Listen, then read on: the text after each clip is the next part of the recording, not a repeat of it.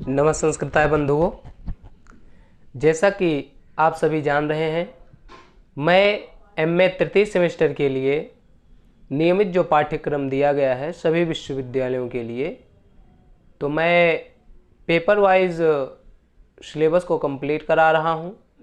जैसा कि मैंने पहले वीडियो में आप सभी को सिलेबस से अवगत कराया, सिलेबस को अवगत कराने के बाद हमने आपके लिए प्रथम पेपर में जैसे मॉडल पेपर पूछा जाता है उसको बताया। उसके बाद महाकवि व्यास और वाल्मीकि जी के बारे में चर्चा किया। तो आज के व्याख्यान में मैं कालिदास के विषय में और उनके दो महाकाव्य रघुवंशम और कुमार संभवम पर चर्चा करूंगा। तो आप लोग वीडियो से जुड़े रहेंगे तो ज़्यादा सहायता मिलेगी। आप लोग क्या करेंगे मित्र, पेपर में अच्छा प्रदर्शन कर पाएंगे। तो हम ज़्यादा व्याख्यान को लंबा न करते हुए जो जो लिखा हुआ है उसको मैं पढ़ रहा हूँ, आप भी इसको नोट डाउन करेंगे, किस तरह आपको पढ़ना है, किस तरह समझना है। अगर इस वीडियो के माध्यम से आपको कुछ समझ में आए तो आप कमेंट के माध्यम से ज़रूर बताइएगा कि हमारा व्याख्यान कैसा लग रहा है और कैसा नहीं लग रहा है। ठीक है मित्र, तो आप जानेंगे कि महाकवि कालिदास एक सुप्रसिद्ध महाकवि और नाटककार थे जिन्होंने भारतीय साहित्य में महत्वपूर्ण योगदान दिया। उनके जीवन काल के बारे में विभिन्न मतभेद हैं, लेकिन अधिकांश विद्वानों का मानना है कि वे ईसा पूर्व की पहली शताब्दी से लेकर ईस्वी की 5वीं शताब्दी में हुए थे, ऐसा अनुमान लगाया जाता है मित्र, क्योंकि अधिकतर विद्वानों का जीवन काल जो है वो सिर्फ अनुमानित ही है, ना कि इनके बारे में कोई प्रमाणिक साक्ष्य मिला है। तो इसलिए जो प्राप्त हुआ है उसको आप जानेंगे, उसको आप समझेंगे। तो और क्या है कालिदास के विषय में, पहला इनका समय है। इनका समय कब है भैया? ईसा पूर्व प्रथम शताब्दी, यही प्रमाणिक समय है। इनका जन्म स्थान कुछ विद्वान उज्जैनी मानते हैं, कुछ विद्वान पंच कश्मीरी मानते हैं, कुछ विद्वान बंगाली मानते हैं, ऐसा आपको जानना है। इनके जो आश्रयदाता थे वो चंद्रगुप्त विक्रमादित्य थे, जाति और गोत्र के ब्राह्मण थे। इनकी पत्नी का नाम विद्योत्मा था। आप लोगों को पता होगा मित्र कि कालिदास कहा जाता है कि बचपन में बड़े मूर्ख व्यक्ति थे। तो बड़े मूर्ख थे, कहते हैं कि जिस डाल पर बैठे थे उसी डाल को काट रहे थे। तो मेरा यह अनुमान लगता है भैया कि जो डाल पर बैठे थे वही डाल काट रहे थे, ऐसा कहते हैं लोग। मगर उसी बीच उनको क्या हुआ था, जो पंडित लोग आए उनको उतार लिए। मेरा निष्कर्ष ये निकलता है जैसे कि जो कालिदास जी थे, हो सकता है कि थोड़ा बहुत उस डाल को काट करके उसके बाद पुनः वहाँ से हट करके या उतर करके फिर से वो पुनः किसी साधन से उसको निकालते। मेरा मानना तो ऐसा है भैया, क्योंकि देखिए हम लोग भी ऐसे क्रियाकलाप करते हैं, तो जिस डाल पर बैठते हैं उस डाल को काटते हैं, मगर उतना तक जितना तक कि हानि ना पहुंचे। हानि का मतलब ये मित्र कि वो डाल ऐसा अनुमान लगे कि अब ये टूटने वाली है तो उससे हट जाते। उसको हटने से पहले ही, अब भाई अगर ऐसा होना होता तो कालिदास गिर नहीं गए होते।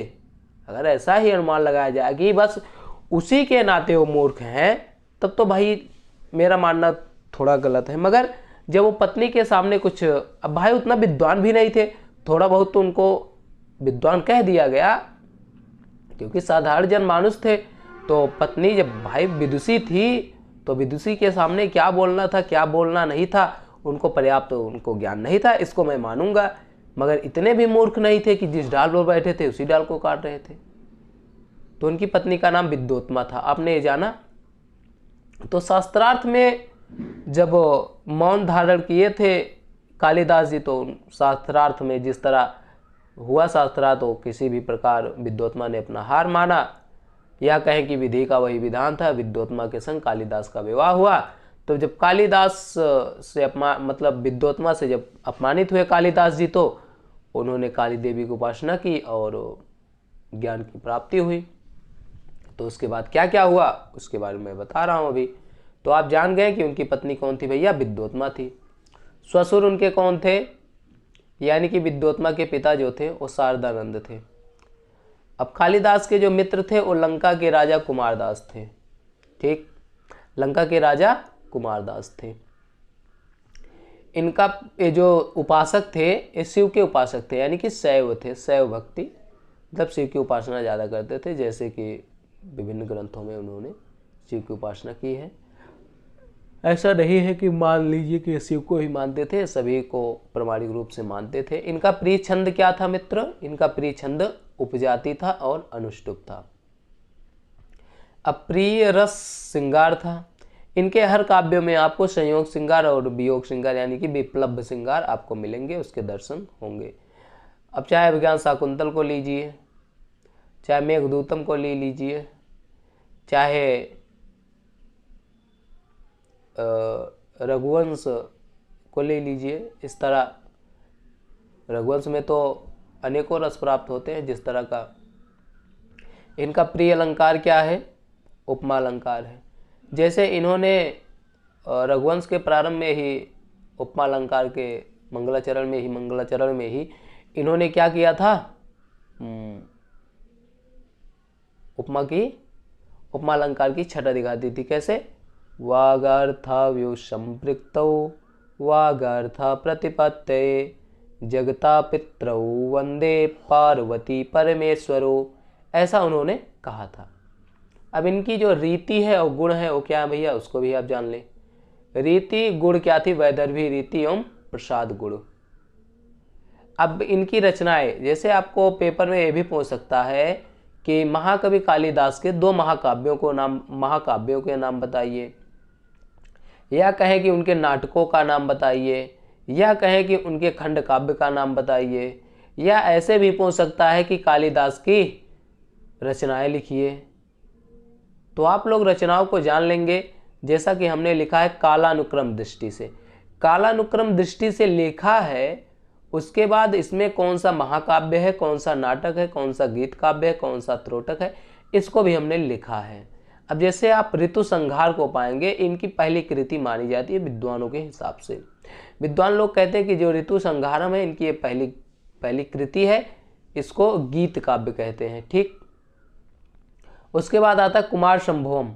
कुमार संभवम जो है महाकाव्य है, इसमें 17 अंक हैं, 17 सर्ग हैं। मालविकाग्निमित्रम ये नाटक है। विक्रमोर्वशीयम ये त्रोटक है, जो रूपक का ही एक भेद होता है, रूपक का, यानी कि नाटक भी जो है वो रूपक का ही भेद है। मेघदूतम जो भैया एक खंड काव्य है, इसको भी गीत काव्य कहते हैं। मंगलाचरण इसका है कश्चित् कांता विरह गुरुणा स्वाधिकारात् प्रमत्ता, ऐसे करके इनका मंगलाचरण भी है। रघुवंशम महाकाव्य है, इसका भी हमने आपको मंगलाचरण बताया था कि वागर्थाव्यो संपृक्तौ वागर्था प्रतिपत्तये जगता पितरौ वंदे पार्वती परमेश्वरो। अभिज्ञान शाकुंतलम भी इनका नाटक है, इसमें भी मंगलाचरण करके करा गया है। या सृष्टिरिष्टुराद्या वहति, ऐसे करके इनका मंगलाचरण कालिदास का भी है अभिज्ञान शाकुंतल में। और इनकी कुछ अन्य रचनाएं भी प्राप्त होती मित्र, जैसे काली स्तोत्र, गंगाष्टक, ज्योतिर्विदाभरण, राक्षस काव्य, श्रुतबोध, ये इनके क्या है भैया कुछ ग्रंथ हैं, अन्य रचनाएं। ठीक, और कालिदास विक्रमादित्य के सभा के 9 रत्नों में से एक थे। अब वो कौन कौन थे नवरत्न, यानी कि सभा के 9 विद्वान? धन्वंतरी क्षपणक, अमर सिंह शंकु, बेताल भट्ट घटकर पर कालिदास, ख्यातो वराह मिहिरो नृपते सभायाम, रत्नानि वैवरुचिर विक्रमस्य। ठीक, कालिदास को काली देवी की उपासना से विद्या की प्राप्ति हुई थी।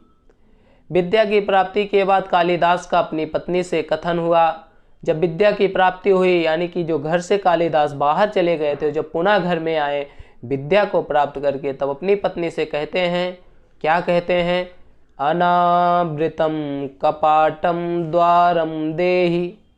कहते हैं कि अनावृतम कपाटम द्वारम देहि, यानी कि इसका अर्थ होता है सीधा सीधा कि दरवाजा खोलो। तो पत्नी विद्योत्मा भी कहती है, क्या कहती है, अस्ते कश्चिद्वाग् विशेषः, लगता है कोई विद्वान है। यह भी कहा जाता है कि कालिदास ने पत्नी के 3 शब्द से, किससे, अस्ति से, कश्चित से और वाग्विशेषा से 3 ग्रंथों की रचना की थी। अब भैया अस्ति से कुमार संभोम की, जैसे कुमार संभोम का मंगलाचरण ही है, शुरू में कहते हैं अत्योत्तरस्याम दिशि देवतात्मा हिमालयो नाम नगाधिराजा पूर्वापरौ तोयनिधिवग्रह स्थिता पृथिव्यायुमान दंडा। ये तो हुआ कुमार संभोम का मंगलाचरण। और मेघदूत का मंगलाचरण भी है। कैसे कहते हैं, क्या है इसका मंगलाचरण बताता हूं।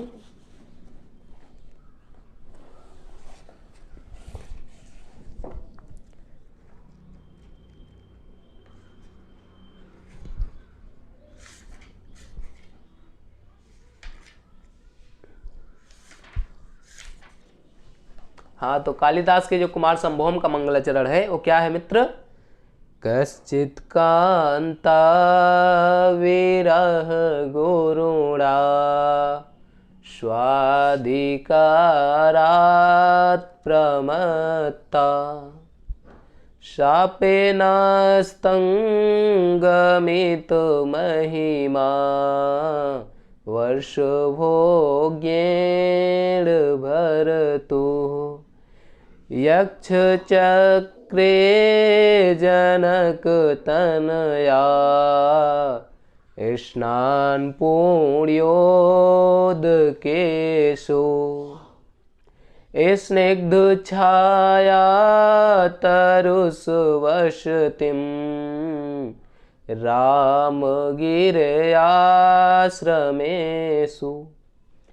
और ये तो हुआ मेघदूत का मंगलाचरण। और जो रघुवंश का मंगलाचरण है, यानी कि वहाँ भी उन्होंने वाक् से कैसे कहा कि मंगलाचरण के रूप में वागर्थव्यो संपृक्तो वागर्थ प्रतिपत्तये जगता पितरौ वंदे पार्वती परमेश्वरो। कालिदास की कुछ उपाधियां हैं, आप उसको नोट करेंगे। कालिदास की उपाधियां हैं दीपशिखा, कालिदास और रघुकार, कविकुल गुरु, कविता कामनी विलास, उपमा सम्राट। जैसे इनके विषय में है, उपमा कालिदासस्य भारवे अर्थ गौरवम दंडिना पदलालित्यम माघे संति तयो गुणः। ये कालिदास के विषय में कुछ उक्ति थी। अब मैं इनके 2 महाकाव्य रघुवंशम और कुमार संभोम पर चर्चा करूंगा। पहले मैं कुमार संभोम पर चर्चा करूंगा, उसके बाद रघुवंश पर चर्चा करूंगा। कुमार संभोम का जो हमने आपको बताया था कि ये महाकाव्य है, इसमें 17 सर्ग हैं, कालिदास की रचना है। इसमें अब क्या क्या है इसको आप जानेंगे। जैसे कि कहते हैं कि शिव पार्वती का प्रणय विवाह है और कार्तिकेय की उत्पत्ति है और कार्तिकेय द्वारा ही तारकासुर का वध हुआ है। ये सब कथा हुई है, ये सब व्याख्यान मतलब ये सब वर्णन है इसमें। तो मैं आपको बड़ी सरलता से, बड़ी सहजता से जो सर्ग सामान्य परिचय आपको जानना है भैया, ऐसा तो नहीं आपको सर्ग दिया हो पढ़ने को। आपने बीए प्रथम सेमेस्टर में ही कुमार संभोम के प्रथम अंक का अभिलाषा मतलब कि पूर्ण रूप से जाना होगा, समझा होगा क्या था उसमें क्या नहीं था। तो मैं ले चलता हूँ आपको सर्गानुसार कथन बताता हूँ। जैसे प्रथम सर्ग में था हिमालय वर्णन तथा पार्वती की उत्पत्ति, ऐसा प्रथम सर्ग में है। क्या है, हिमालय का वर्णन है और पार्वती की उत्पत्ति है। और दूसरे सर्ग में तारकासुर से पीड़ित देवों का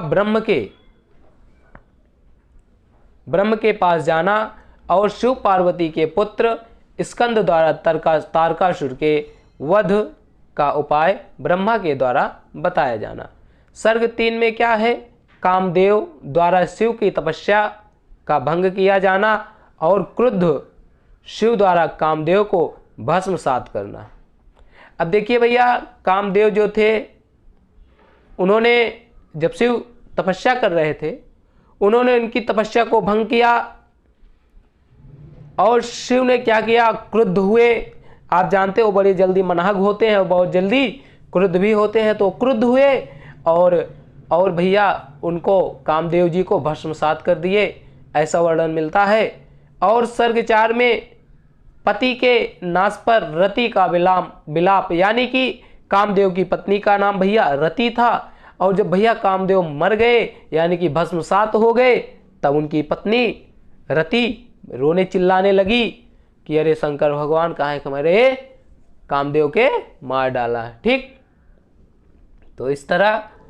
और अब आप देखेंगे कि सर्ग 5 में पार्वती की घोर तपस्या का वर्णन और ब्रह्मचारी वेशधारी शिव से पार्वती का संलाप और समागम है। तो और सर्ग 6 में विवाह इच्छुक शिव का पार्वती से याचना अर्थ सप्त ऋषियों को हिमालय के पास भेजना। सर्ग 7 में शिव की वर यात्रा और पार्वती परिणय है। शिव और 8वें सर्ग में शिव पार्वती का दाम्पत्य जीवन है। दाम्पत्य जीवन के लिए विहार वर्णन। कुछ विद्वान केवल 8 सर्ग तक ही कालिदास की रचना मानते हैं और शेष जो 9 सर्ग हैं वो भैया किसी और के मानते हैं। जैसे 9वां सर्ग में क्या है? दाम्पत्य सुखानुभव करते हुए विविध पर्वतों आदि पर घूमकर कैलाश पर्वत पर वापस आना। सर्ग 10 में क्या है? कार्तिकेय कुमार स्कंद का गर्भ में आना। और सर्ग 11 में क्या है? कुमार जन्म तथा कुमार का बाल्य वर्णन। सर्ग 12 में क्या है? कुमार का सेनापतित्व। सर्ग 13 में क्या है? कुमार द्वारा सैन्य संचालन। सर्ग 14 में क्या है? देवसेना का आक्रमणार्थ प्रयाण। और सर्ग 15 में क्या है? देवासुर सैन्य संघर्ष। सर्ग 17 में क्या है भैया? सर्ग 16 में युद्ध वर्णन है और सर्ग 17 में तारकासुर वध है। अब तारकासुर वध हो गया, सर्ग समाप्त हुए 17। हमने आपको बताया था कालिदास जो है उनका जो महाकाव्य है कुमार संभवम, उनमें 17 सर्ग हैं। ठीक, अब इसकी समीक्षा कुछ है उसको भी जान लेते हैं। जैसे कुमार संभवम कालिदास की प्रतिभा का सुंदर निदर्शन है। इसमें भाव पक्ष और कला पक्ष का सुमधुर समन्वय है।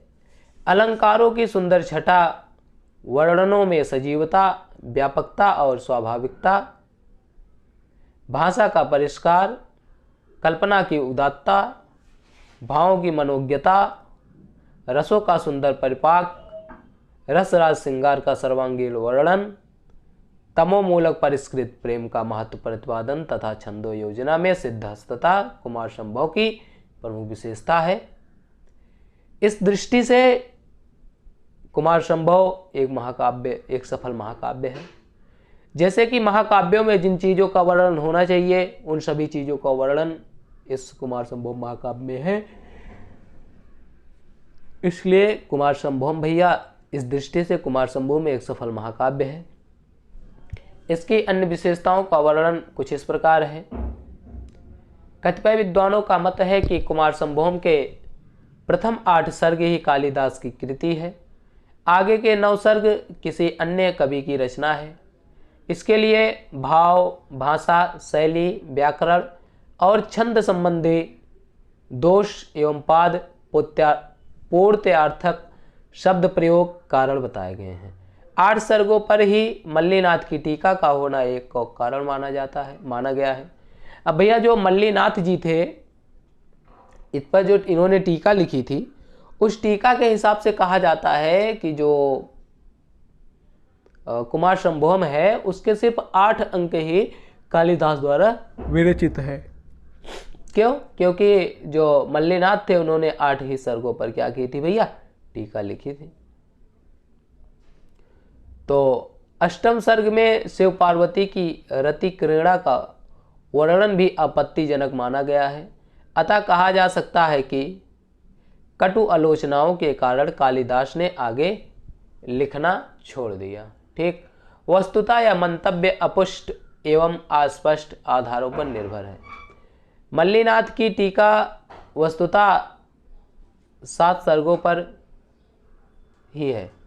8वें सर्ग की टीका अत्यंत दोषपूर्ण है, अतः मल्लीनाथ की कृति नहीं मानी जाती है। अब आते एक टीकाकार आते हैं भैया सीताराम कवि। सीताराम कवि का भी यही मत है। टीका सप्तसु मल्लीनाथ कृतिना संजीवनी संगिका या सर्गेश कुमार शंभोम महाकाव्यश्चक्रे पुरः। टीका सप्तसु मल्लीनाथ कृतिना संजीवनी संगिका या सर्गे सुकुमार संभव महाकाव्यस्य चक्रे पुरः। तो टीकाकार सीताराम कवि ने 8 से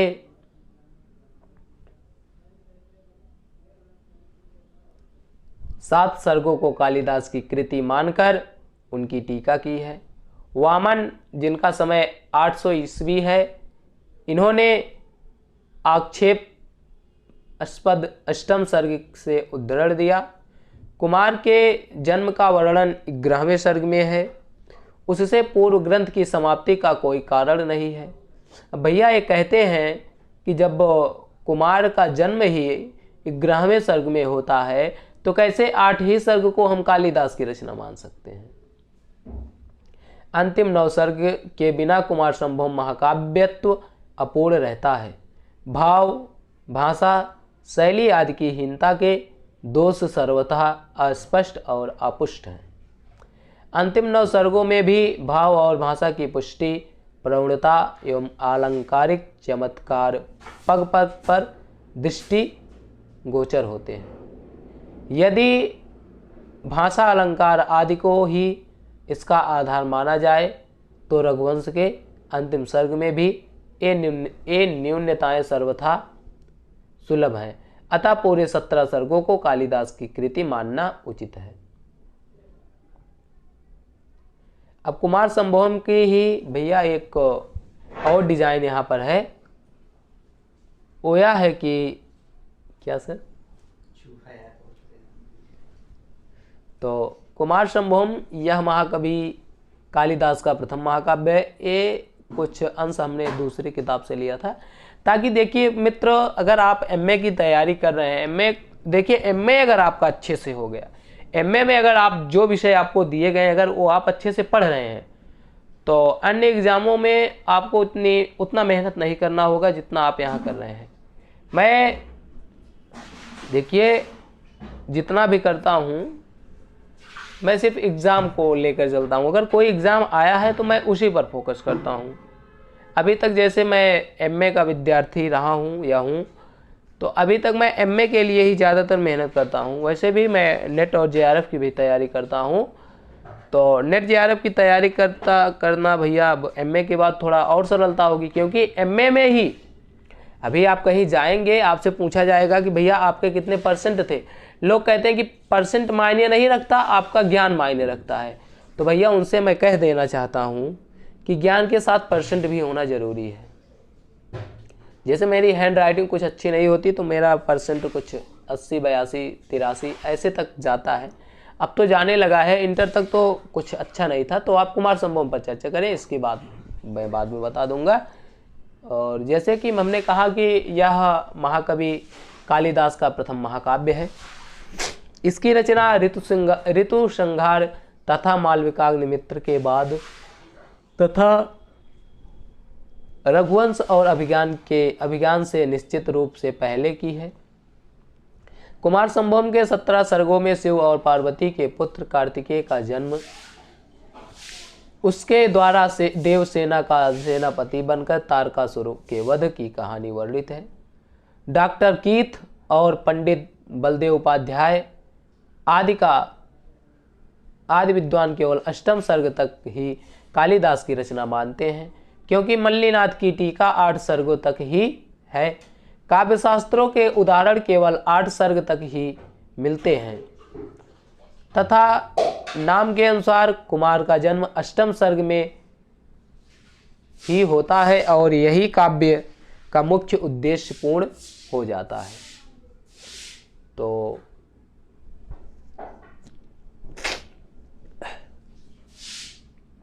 कुछ विद्वान तो केवल 7वें सर्ग तक ही कालिदास की रचना मानते हैं, क्योंकि अष्टम सर्ग में कवि ने जगत जननी माता पार्वती के संभोग का जितना सूक्ष्म वर्णन किया है, वैसा कालिदास जैसे कवि अपने आराध्य देव का नग्न चित्रण नहीं कर सकते।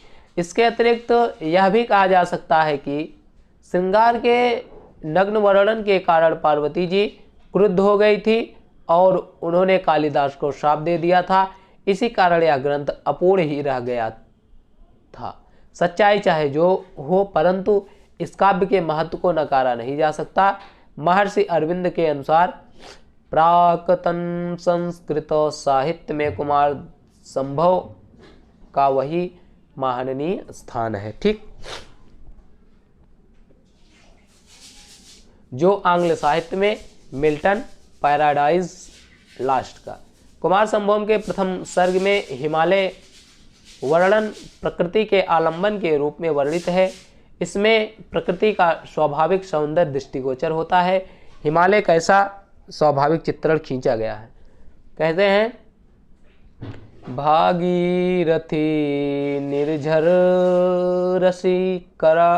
रसी कराणाम बोढ़ा मोह कंपित देवदारो यद वधवायुर्विंदर मृगई किरार्तैर्सेव्यते भिन्न शिखंडित वाह।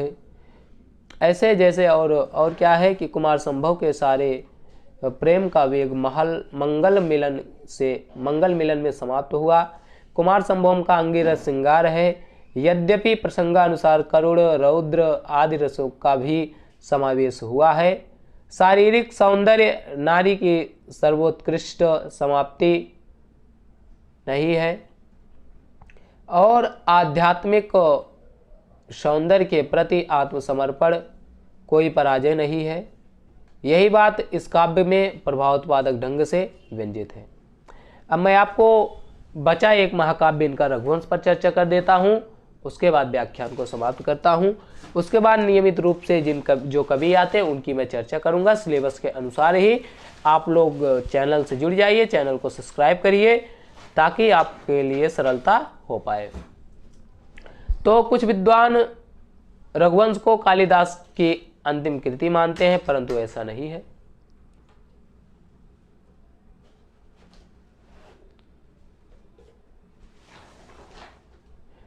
इनमें मनु से लेकर, अब देखिए आप रघुवंश पढ़िए, देखिए रघुवंश में क्या है।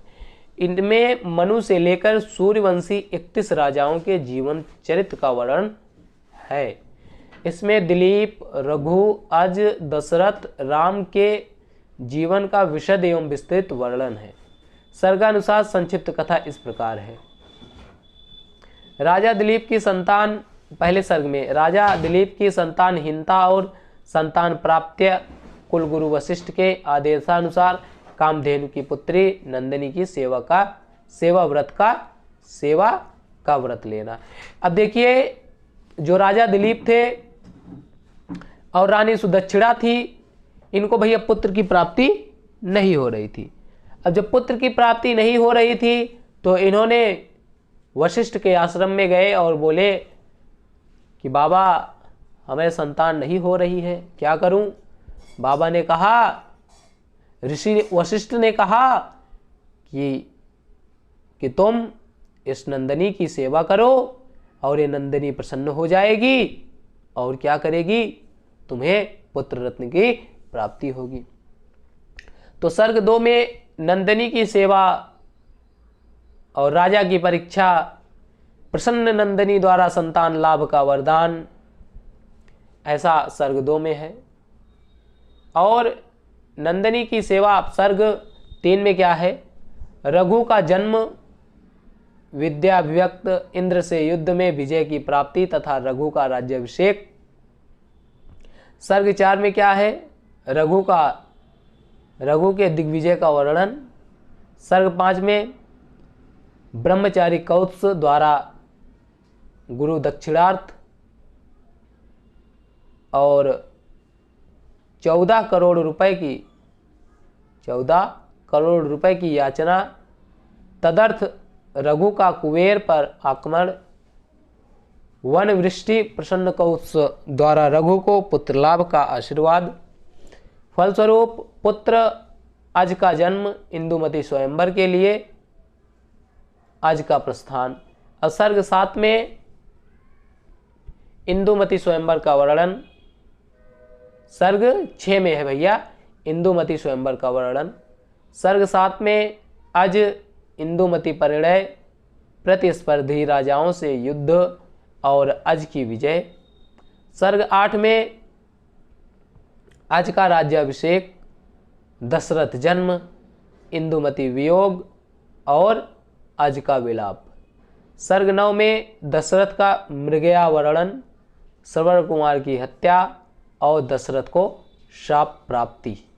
सर्ग 10 में पुत्रेष्टि यज्ञ, राम आदि 4 पुत्रों का जन्म। सर्ग 11 में सीता स्वयंवर और राम आदि का विवाह। सर्ग 12 में राम का वनवास, सीता हरण, युद्ध और रावण वध। सर्ग 13 में राम का पुष्पक विमान से अयोध्या प्रत्यागमन तथा मरगत्स्य स्थलों का विशद वर्णन। सर्ग 14 में राम का राज्याभिषेक, सीता परित्याग। सर्ग 15 में कुश लव जन्म और राम का स्वर्गारोहण है। सर्ग 16 में कुश का राज्याभिषेक है, कुश का कुदमोती से विवाह है। सर्ग 17 में कुश का स्वर्गवास, कुश पुत्र अतिथि का राज्याभिषेक। और सर्ग 18 में अतिथि तथा उसके वंशज 21 राजाओं के संक्षिप्त वर्णन। सर्ग 19 में अग्निवर्ण का राज्याभिषेक, उसकी अत्यधिक विषयासक्ति, राजाए क्षमा से पीड़ित होकर स्वर्गवास और उसकी रानी का राज्याभिषेक, गर्भस्थ बालक के उत्तराधिकारी होने का अमात्यों द्वारा निर्णय। अब रघुवंश का जो वंश है कैसे है, पहले रघु में 31 सूर्यवंशी राजाओं का वर्णन। इसका क्रम इस प्रकार है, पहले मनु वैवस्वत वंशज हैं, उसके बाद दिलीप, रघु, अज, दशरथ, राम, लव, कुश, अतिथि, निषद, नल, नभ, पुंडरीक, क्षेमधन्वा, देवानेक, अहिनग, परियात्र, शिल, उन्नाभ, व्रज्वाणभ, वज्राभ और शंखड़, व्युत्सिताश्व, विश्वसह, हिरण्यनाभ, कौशल्य, ब्राहिष्ठ, पुत्र, पुष्य और ध्रुसंधि, सुदर्शन, अग्निवर्ण। तत्पश्चात अग्निवर्ण की पत्नी तथा गर्भस्थ बालक का राज्याधिकार। इसकी कुछ समीक्षा है। रघुवंश कालिदास की प्रतिभा का काव्य रूप में सर्वोत्तम निदर्शन है। कवि की प्रतिभा का प्रस्फुरण पद पद पर परिलक्षित होता है। एक ओर भावों का सौंदर्य है तो दूसरी ओर कलात्मकता का चमत्कार। एक ओर भाषा में प्रसाद और माधुर्य है तो दूसरी ओर अलंकारों की अनुपम छटा। एक ओर वाच्यार्थ की मुख्यता है तो दूसरी ओर व्यंग्यार्थ का अपूर्व संयोजन। एक ओर संयोग श्रृंगार का सुखद रसास्वाद है तो दूसरी ओर विप्लव श्रृंगार की मार्मिक अनुभूति। एक ओर बाह्य प्रकृति का विशद वर्णन है तो दूसरी ओर अंतः प्रकृति का तात्विक विश्लेषण। एक ओर अज इंदुमती के प्रागाढ़ प्रेम का चित्रण है तो दूसरी ओर सीता परित्याग का मार्मिक दृश्य। एक ओर दिलीप आदि का तपोमय जीवन है तो दूसरी ओर अग्निवर्ण की घोर विषयासक्ति। एक ओर राजा का आदर्श और उसकी प्रजा वत्सलता है तो दूसरी ओर प्रजा की राजभक्ति। एक ओर राजतंत्र का महत्व है तो दूसरी ओर राजा में विचार स्वतंत्र। इस प्रकार रघुवंश विविध विरोधी गुणों का समन्वय है, कहीं दार्शनिक पांडित्य प्रदर्शन तो कहीं काव्य शास्त्री वैदुष्य, कहीं उपमा का मनोहर प्रयोग है तो कहीं अर्थान्यास की छटा, कहीं श्रम साध्य यमक है तो कहीं सहज उपेक्षताएं, कहीं वर्ण वैविध्य है तो कहीं कल्पना की ऊंची उड़ान। इस प्रकार कालिदास सभी दृष्टि के कवियों के लिए आदर्श हो गए। रघुकार कालिदास के इस वैशिष्ट्य के कारण ही कवियों और आलोचकों को कहना पड़ा, कह ई रघुकारे न रमते। ठीक है मित्र, तो आज हम के व्याख्यान में हमने आप सभी के विषय जो थे कालिदास का जीवन परिचय, उनकी रचनाएं, वो रघुवंश और कुमार संभवम महाकाव्य पर चर्चा। तो आज के व्याख्यान को यहीं समाप्त करते हुए मित्र, अगले व्याख्यान में मैं आपसे मिलूंगा। अगर आप लोग नियमित इस व्याख्यान को देख रहे हैं, जैसा कि अगर आप ध्यान देंगे मित्र, तो ये सिर्फ आपके एमए के लिए ही नहीं महत्वपूर्ण है, बल्कि आपको एमए से आगे जब आप TGT, PGT, net, JRF, assistant professor आदि के लिए भी इसका बहुत लाभ पाएंगे। कब? जब इसका नियमित रूप से आप अध्ययन करेंगे तब। ऐसा ना जाने मित्र कि इस छोटे से फोन में आपको इतना मिश्रण मिल रहा है, शायद ही कोई बैच वाला भी आपको इससे ज़्यादा मिश्रण नहीं देगा, अन्यथा आपकी मर्जी। आज के लिए इतना ही। नमः संस्कृताय। मिलते हैं अगले व्याख्यान में।